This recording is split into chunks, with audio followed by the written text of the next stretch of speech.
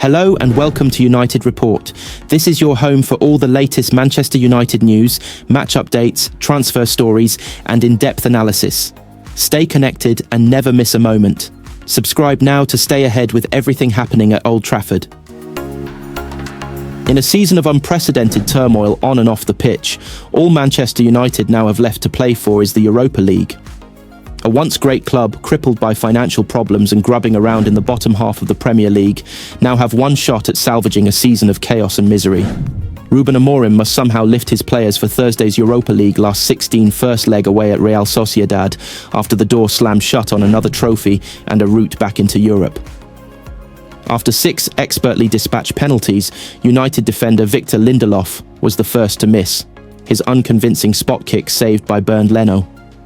And when Fulham skipper Anthony Robinson scored, Joshua Zirkzee had to convert to keep alive United's hopes. But Leno saved his effort, sending Marco Silva's side through and the holders out. AMORIM has now lost 10 of his 25 games in charge. A dismal return for a man who arrived as one of the brightest young managers in Europe, but who has seen that status wrecked by the reputation wrecker that is the modern-day United.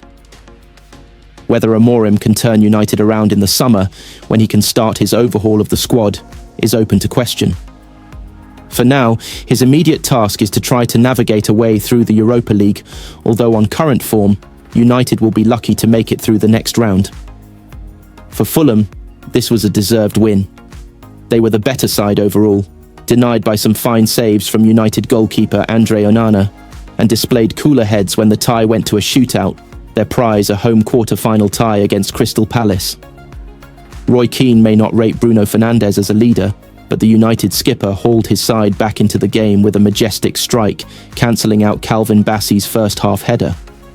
Fernandes scored the opening penalty of the shootout, but his heroics were ultimately in vain as United came up short again, a recurring theme this season.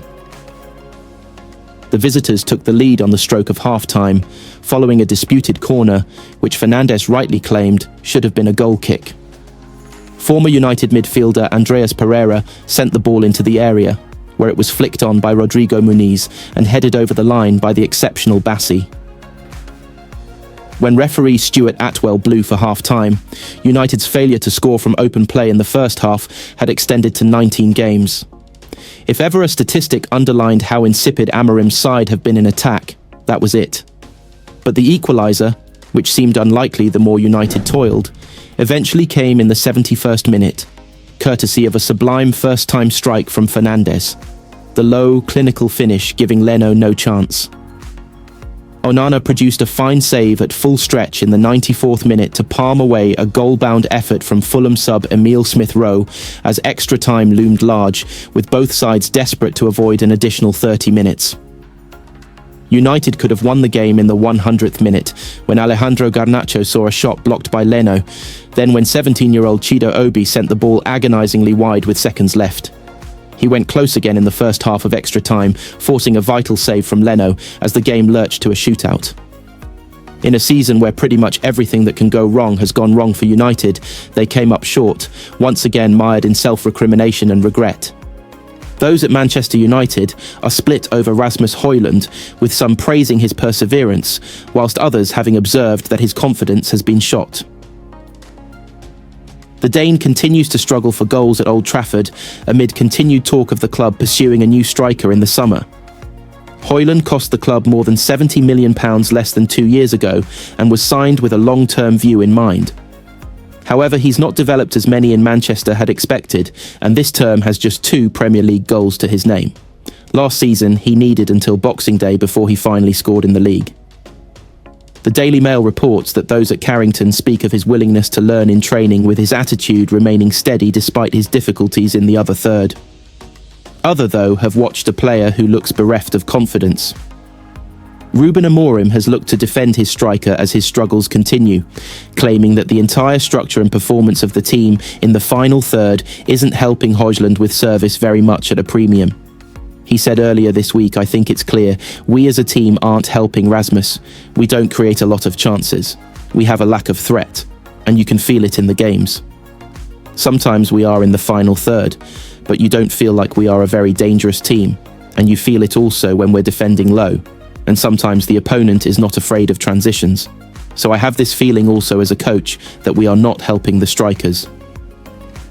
United signed Joshua Zirkzee in the summer after he had an impressive year with Bologna, but he too has been unable to deliver in the final third, with plenty of pundits insisting the club need a new frontman if they are to become a force again.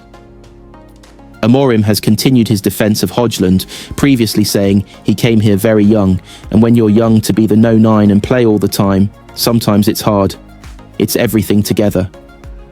Rio Ferdinand has been among those to comment on Højlund's dwindling confidence and has cited how he always seems to seek out opposition defenders for contact, advising him that he'd be better off changing that approach.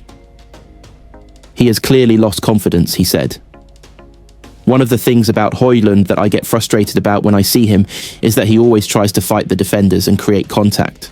Sometimes you have to free yourself from contact, so when you have someone coming at you, it's easier to take the ball and get into the spaces where you can influence the game, between the posts and in the box.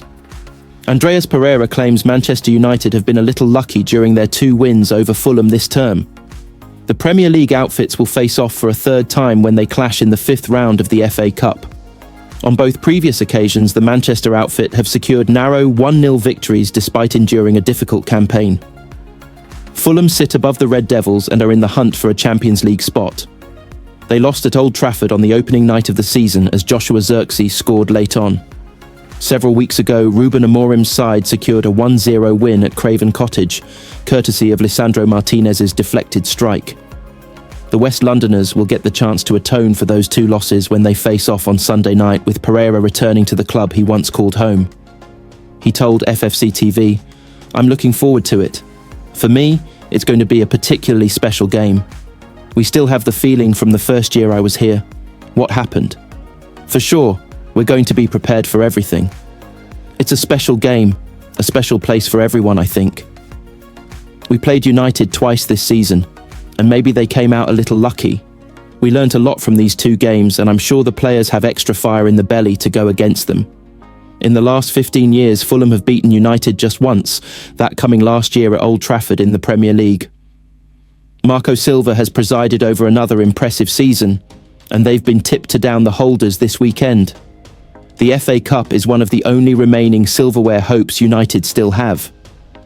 Erik Ten Hag was able to shock Manchester City to win the tournament last season, and a repeat success would be massive for Amorim, who is still looking to prove himself after a slow start to life as the club's manager. Alan Shearer, though, is among those backing Fulham to secure a rare win against the Red Devils. He told Metro, "I watched the Man United game for the first half against Ipswich, and once again they were all over the place.